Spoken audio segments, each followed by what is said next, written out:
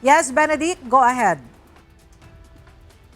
Magandang tanghali, Ella. Sa ngayon ay isang assistant coach pa lang ang dumating dito sa tanggapan ng National Bureau of Investigation. Mag-alas 10 kaninang umaga nang dumating sa NBI Homicide Division ang assistant coach na si Sandro Soriano.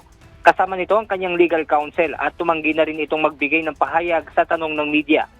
Mula nitong Martes hanggang kahapon ay may 12 student athlete na ang tumugon sa sabina ng NBI.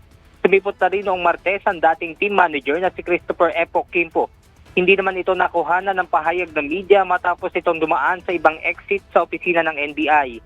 Hanggang bukas na lang ang itinakdang schedule ng NBI para tumugon sa kanilang sabina sina dating head coach Thomas Anthony Baldwin at ang mga assistant coach na sina Reynaldo Jacinto Jr. at Dean Castaño.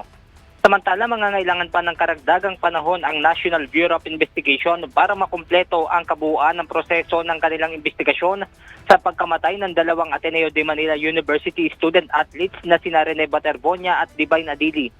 Ayon kay NBI Director Melvin Matibag, posibleng sa Biyernes pa lang matapos ang kanilang pagtatanong sa mga ipinasapina nilang basketball player at coaching staff ng Ateneo de Manila University na kasama sa nasabing team building sa Dipakulaw, Aurora noong June 8.